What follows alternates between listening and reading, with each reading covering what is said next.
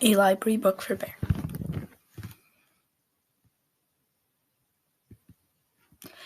Bear had never been to the library. He'd seen very nice books at home.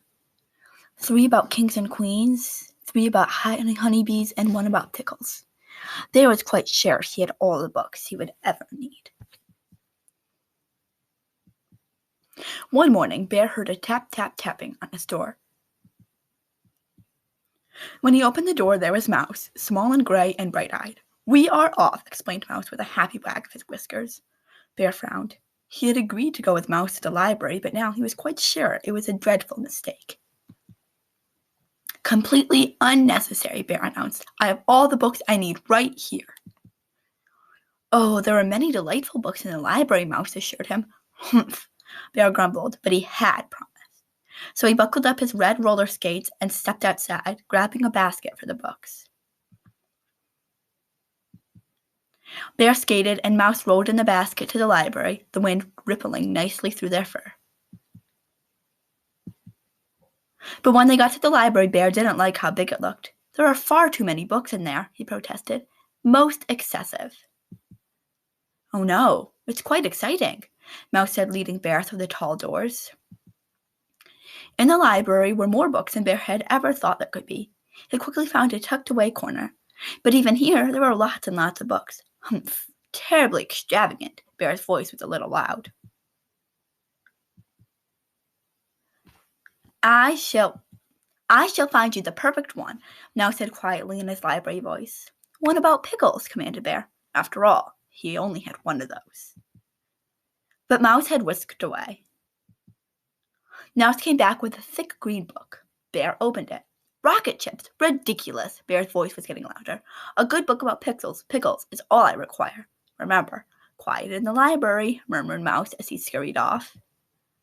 He soon returned with a tall yellow book. "I am not interested in wooden canoes." Bear's voice was even louder. "Quiet voices in the library," Mouse reminded him. "My voice is always quiet," Bear shouted. "I will find my own book. I can assure you that pickles are quite interesting." Mouse didn't look so sure, but Bear quickly spotted a blue book with a pickle on the spine, and Mouse swung up the shelf to get it for him.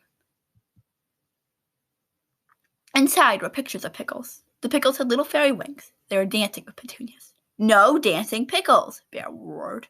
"Shh," said a voice. Bear peeked around a bookshelf. There sat a librarian with a cluster of youngsters gathered around her. The librarian smiled, but a mother squirrel squished an angry finger against her lips, and an old raccoon said sternly, "Quiet in the library."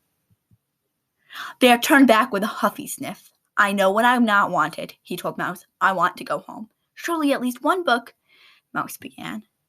But Bear cut him off. "I have all the books I need." He looked quite certain. "Then we are off," said Mouse, but his whiskers didn't wag this time.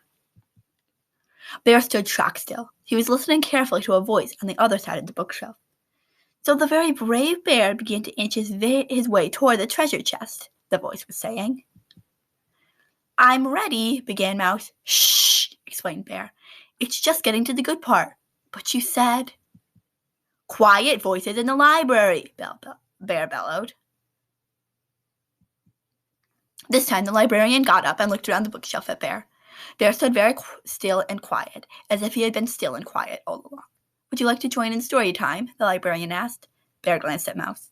"We'd love to have you," said the librarian. Bear and Mouse scooted around the shelf and found 2 empty chairs. The librarian began to read again. Bear lifted the lid to the treasure chest, and inside, the librarian paused. Mouse and Bear strained forward. "Inside," she said, was a mound of pickle slices, and each shiny slice was made of diamonds and gold, and everyone shouted, "Hooray for the very brave Bear!" And then she said, "The end." Bear stared dreamily into space for a moment. Then he looked over at Mouse and announced, "As I said, pickles are most interesting." "Indeed," said Mouse. Later, Mouse rode in the basket with 7 new books.